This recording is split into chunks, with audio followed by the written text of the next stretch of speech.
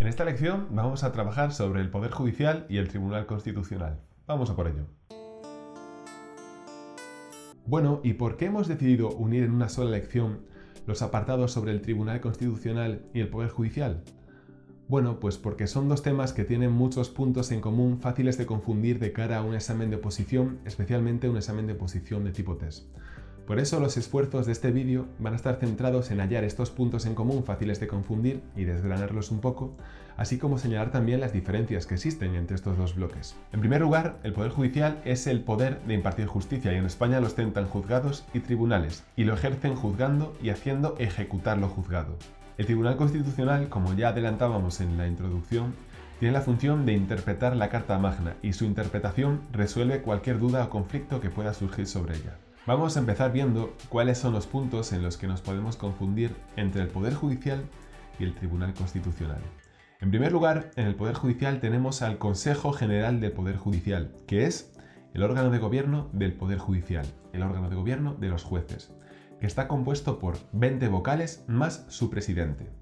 Estos 20 vocales son elegidos por mayoría de 3/5 del Congreso y 3/5 del Senado, es decir, 10 vocales son elegidos por 3/5 del Congreso y los otros 10 por 3/5 del Senado. Después, estos 20 vocales elegirán a su presidente, y este presidente del Consejo General del Poder Judicial será también presidente del Tribunal Supremo. De estos 20 vocales que componen al Consejo General del Poder Judicial, 12 deben de pertenecer a la carrera judicial y 8 deben de ser juristas de reconocido prestigio. Y para que no os confundáis con las cifras, hemos dicho que a 10 vocales los elige el Congreso y a otros 10 vocales los elige el Senado. Pues bien, del turno de miembros de la carrera judicial, a 6 los elige el Congreso y a otros 6 los elige el Senado. Del turno de juristas de reconocido prestigio, a 4 los elige el Congreso y a otros 4 los elige el Senado. Así que la suma total y final son 10 del Congreso y 10 del Senado. El Tribunal Constitucional está compuesto por 12 miembros, de los cuales uno será el presidente. Ojo, en el caso anterior teníamos a 20 vocales más un presidente que estos 20 vocales elegían. Ahora no, ahora tenemos a 12 miembros, entre los cuales uno es el presidente. Los 12 miembros que componen al Tribunal Constitucional deben de ser juristas de reconocido prestigio. Recordad, en el Consejo General del Poder Judicial, de los 20 vocales, 12 debían de pertenecer a la carrera judicial y 8 debían ser juristas de reconocido prestigio. Ahora, en el Tribunal Constitucional, los 12 miembros deben de ser juristas de reconocido prestigio. No se exige que ninguno pertenezca a la carrera judicial. Y por último, ¿cómo se elige a los 12 miembros del Tribunal Constitucional? Bueno, pues 4 los elige el Congreso por mayoría de 3/5, otros 4 los elige el Senado por idéntica mayoría, 3/5, 2 los elige directamente el Gobierno y otros 2 los elige el Consejo General del Poder Judicial.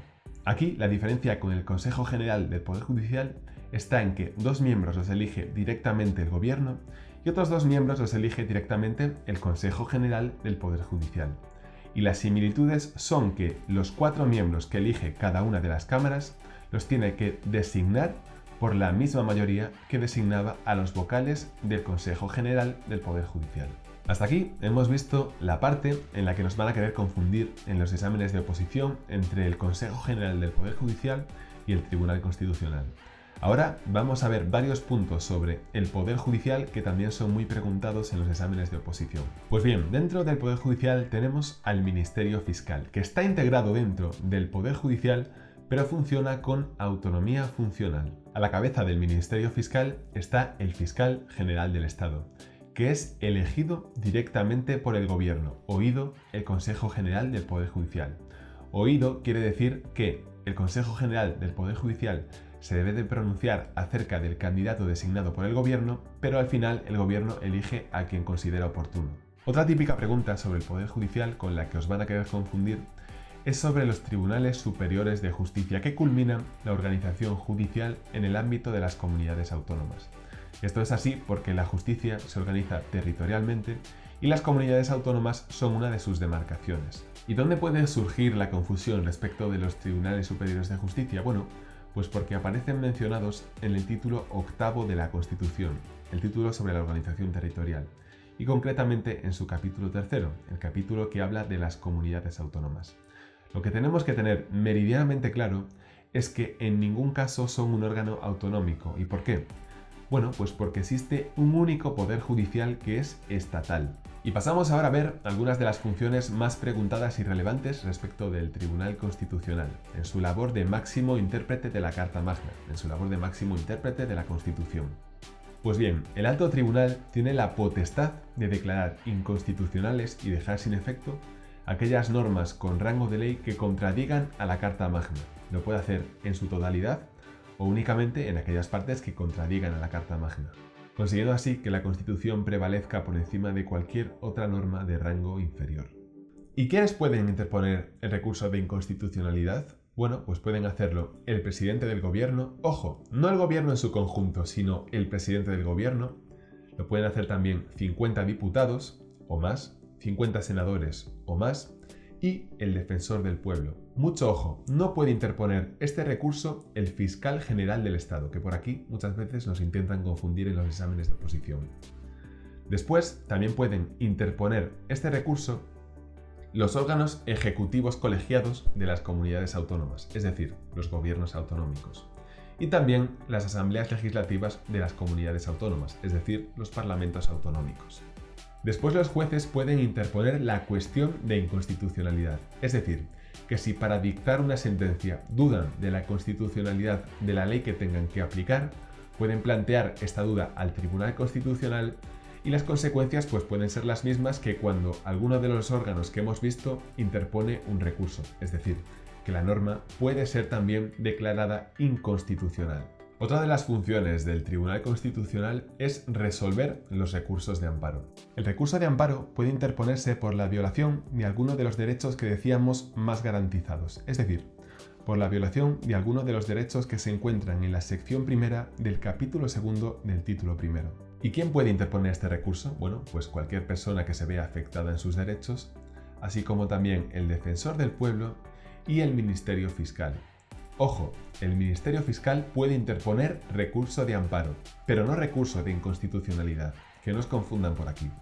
Otra de las funciones más importantes del Tribunal Constitucional es la de solucionar conflictos que puedan surgir entre órganos constitucionales, es decir, entre órganos regulados por la Constitución. Por ejemplo, el Congreso con el Senado con el Gobierno con el Consejo General del Poder Judicial, etcétera, etcétera.